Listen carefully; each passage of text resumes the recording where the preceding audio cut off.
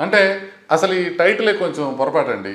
Heart stroke అనేది ఏమి ఉండదు, హార్ట్ అటాక్ అనేది ఉంటుంది. స్ట్రోక్ అంటే బ్రెయిన్కి వచ్చేది, కాకపోతే ఇక్కడ రైమింగ్ కోసం మామూలు పెట్టేస్తే సరే అన్న. సో హీట్ స్ట్రోక్ హార్ట్ అటాక్కి మధ్యలో కొంచెం కన్ఫ్యూజ్ అయ్యే అవకాశం ఉంటుంది, ఎస్పెషల్లీ ఏజ్ ఎక్కువ ఉన్న వాళ్ళల్లో, షుగర్ ఉన్న వాళ్ళల్లో, లేకపోతే ఆల్రెడీ కొంత క్రిటికల్ ఇల్నెస్ ఉన్న వాళ్ళల్లో ఇట్లా ఉంటుంది. ఇప్పుడు సమ్మర్లో ఏమవుతుంది, హీట్ స్ట్రోక్ అంటే స్వెట్టింగ్ ఉండొచ్చు, వీక్నెస్ ఉండొచ్చు, కళ్ళు తిరుగుతుండొచ్చు, నాజియా వామిటింగ్ ఉండొచ్చు, కొంచెం ఆయాసంగా అనిపించవచ్చు, కొంచెం కన్ఫ్యూజన్ లాగా ఉండొచ్చు, లేకపోతే కొంచెం కళ్ళు తిరిగి పడిపోతున్నట్టు అనిపించవచ్చు, బీపీ తగ్గచ్చు, హార్ట్ రేట్ పెరగచ్చు. ఇవన్నీ రెండిట్లో ఉంటాయి, హీట్ స్ట్రోక్లో ఉంటాయి, హార్ట్ స్ట్రోక్లోనే ఉంటాయి. అందుకని చెప్పి మనకి హీట్ స్ట్రోక్ మనకి హార్ట్ స్ట్రోక్ లాగా అనిపించవచ్చు. ఎందుకంటే బాగా సివియర్ హీట్ స్ట్రోక్లో ఏంటంటే కొంచెం చెస్ట్ డిస్కంఫర్ట్ రావచ్చు, ఈసీజీలో చేంజెస్ రావచ్చు, ట్రోపనిన్ అనేది పాజిటివ్ రావచ్చు, కొద్దిగా రిథమ్ డిస్టర్బెన్సెస్ రావచ్చు. అందుకని నిజంగా హీట్ స్ట్రోక్ ఉన్నా కూడా హార్ట్ స్ట్రోక్ అని అనిపించవచ్చు.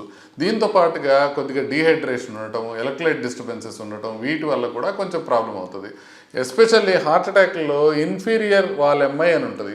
ఆ ఇన్ఫీరియర్ వాల్ ఎంఐ క్లియర్గా మనకు బాగా సివియర్ చెస్ట్ పెయిన్తో ఇట్లా రాదనమాట. ఎస్పెషల్లీ లేడీస్లో కానివ్వండి, బాగా పెద్దవాళ్ళలో కానివ్వండి, కిడ్నీ ప్రాబ్లం ఉన్నవాళ్ళు కానివ్వండి, డయాబెటీస్ ఎక్కువ ఉన్నవాళ్ళు కానివ్వండి, ఇవన్నీ కూడా మనకి వాళ్ళకి హార్ట్ అటాక్ సిమ్టమ్స్ హీట్ స్ట్రోక్ని తలపిస్తాయి. అందుకని సమ్మర్లో హీట్ స్ట్రోక్ వచ్చింది అని అనుకొని ఊరుకోకుండా ఒక్కసారి ఈసీజీ అయితే మనం ఖచ్చితంగా చేసుకోవాలి. రెండు ఒకటే ఉంటాయి. దాంతోపాటుగా ఇంకా ప్రాబ్లం ఏంటంటే హీట్ స్ట్రోక్ వలన వచ్చిన టైంలో హార్ట్ అటాక్ ప్రెసిపిటేట్ కావచ్చు. ఎందుకు అంటే మనకు ముందు హీట్ స్ట్రోక్ కింద మొదలైనప్పుడు ఏమవుతుంది, డీహైడ్రేషన్ అవుతుంది. డీహైడ్రేషన్ అయినప్పుడు ఏమవుతుంది, రక్తం చిక్కగా అయిపోయింది.